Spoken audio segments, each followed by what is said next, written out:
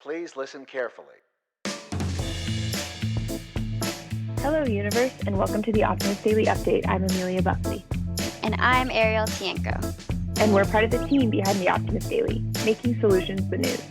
We bring you reader-funded solutions news every day in order to change the tenor of news media, social media, and the direction of your day to keep us all focused on what's going right in the world. 7 days a week, we publish positive news stories written by the award-winning journalists and delivered online to your inbox and through our social channels. And also, we are sharing these solutions in a commute-worthy, walk-worthy, and home-for-the-holidays-worthy podcast. Today is Tuesday, the 21st of December, 2021. Good morning, Amelia. How are you doing? Good morning, Ariel. Happy Christmas week. Yeah, same to you. What are your plans this holiday? My plans, I am actually flying home today, this evening, back to California. And then I will just be spending the holidays with my family back there. So nothing huge planned, but I am going to go skiing for a couple days. So I'm excited about that. How about you? I think you're having kind of a mellow holiday too, right? Yeah, not going to do too much. I'm not going to be traveling home either to my family in Canada. But there have been a lot of Zoom parties scheduled, and I'm looking forward to those. Yeah. I think we have a couple articles on the Optimist Daily about how you can make the most of your Zoom parties.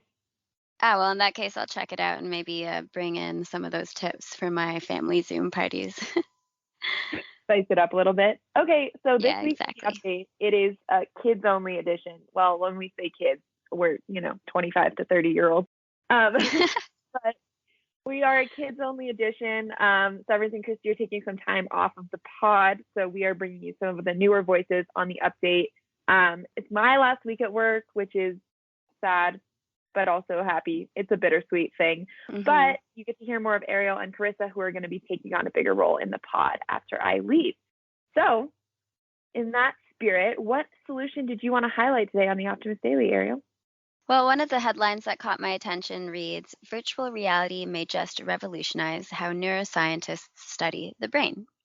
So this is about a team of scientists from the Max Planck Institute for Human Cognitive and Brain Sciences in Leipzig, Germany, and how they're using virtual reality to help shed some light on one of the world's greatest mysteries, emotions in our human brains. So for generations, researchers have struggled to figure out how human brains process complex emotions. And that's because replicating real human emotions within the controlled environment of a laboratory, which is necessary for standardizing several variables, is extremely difficult. But now they're trying to circumvent this issue as best as they can in a revolutionary way using virtual reality. So the team conducted a study to monitor the neural activity of emotionally charged humans by using virtual reality. And if anyone has ever played like a virtual reality game, especially one of the newer ones, then it's actually pretty impressive how immersed you can feel in an experience with just the headset. So participants in the study put on these virtual reality headsets that made them feel as though they were in the cars of a roller coaster ride. And on this ride, they go through various stages with various emotions. So it starts off as a steady roll through picturesque mountain landscape. And then suddenly they're frantically dashing through a raging fire. And lastly, after a tense moment, like at the very peak of a roller coaster, they kind of teeter on the edge and then plunge into an abyss. So yeah, I know. Reading it, I was like, oh, this sounds exciting. And I actually remember the first time I used VR was around Christmas a few years ago with my family. My dad actually bought himself a virtual reality set, but we all got to enjoy it.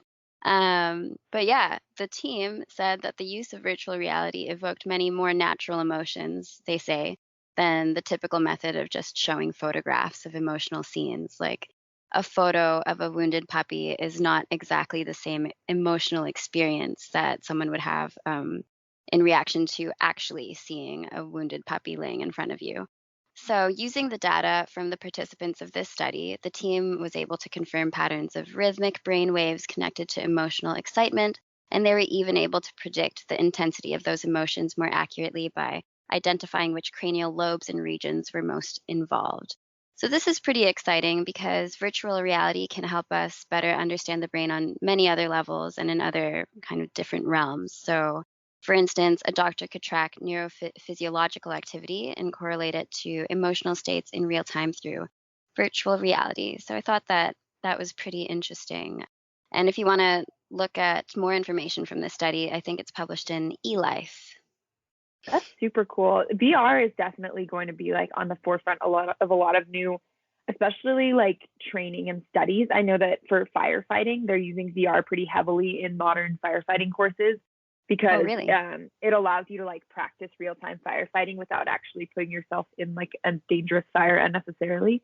Yeah, we wrote about that. I must have been at least 6 months ago now, but like over the summer when we were covering a lot of the California wildfire stuff. fires, they were talking about how they were using VR, especially because it's pretty stressful on your body to be in like a smoke-filled environment and stuff. So if you can do the training without that actual exposure, it's really helpful.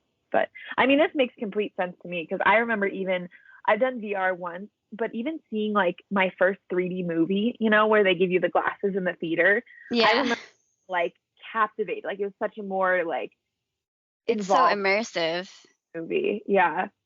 It's pretty crazy what we kind of trick our brains into thinking that we're experiencing.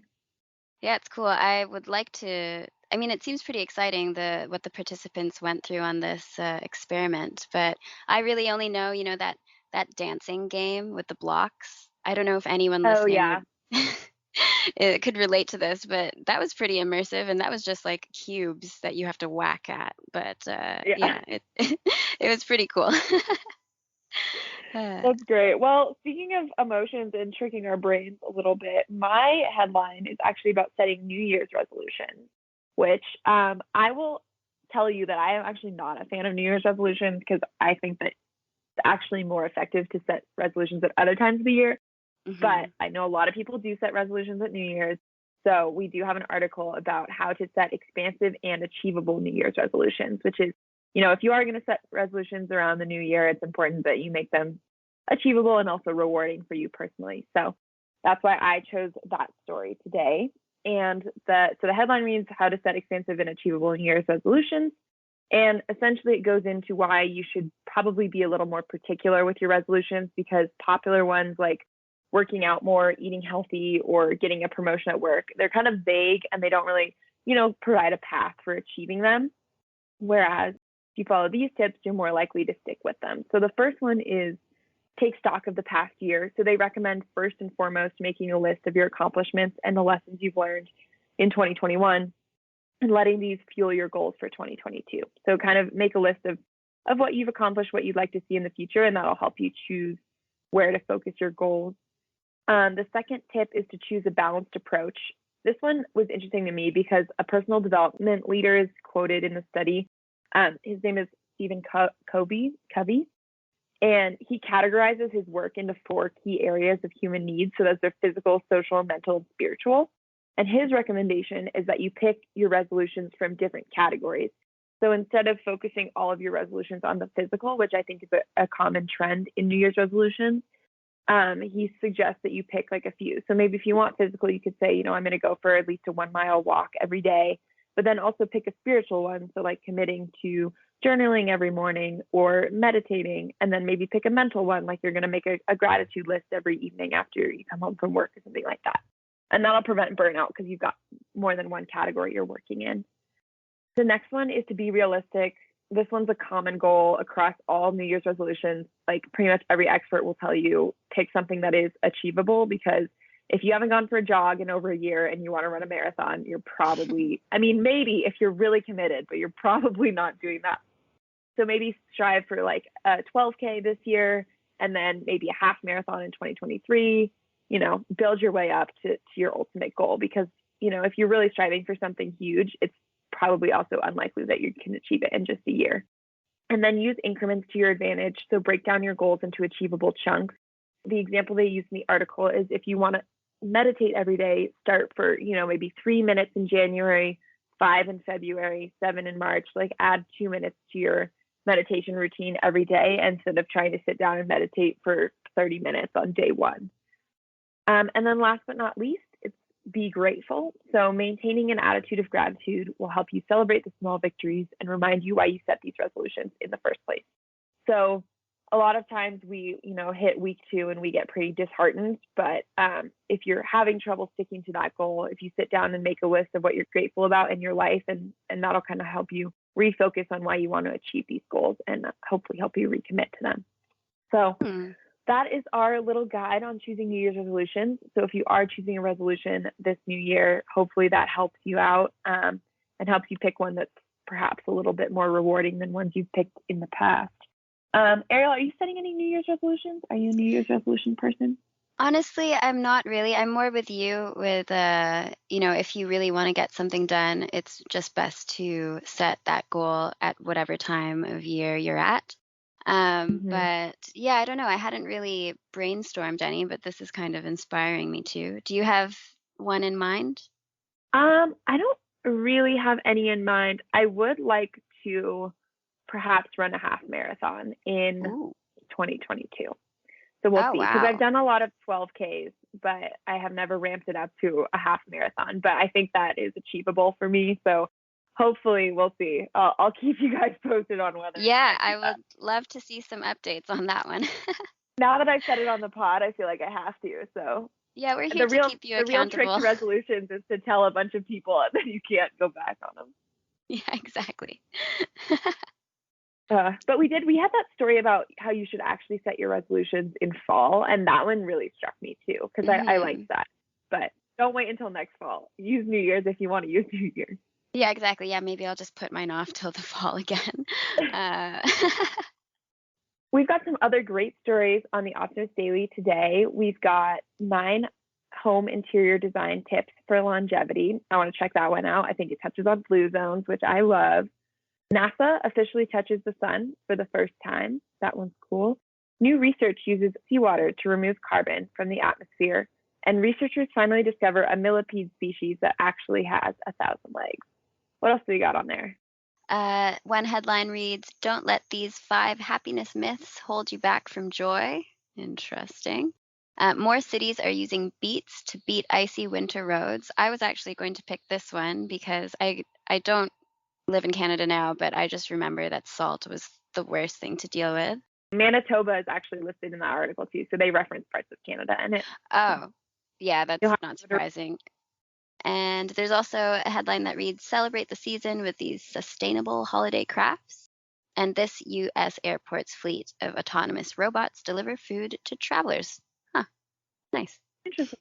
Well, guys, all right. Thank you to the Optimist Daily Update this morning. We're always grateful to have you. We hope you have a great holiday season this year. Maybe make some New Year's resolutions.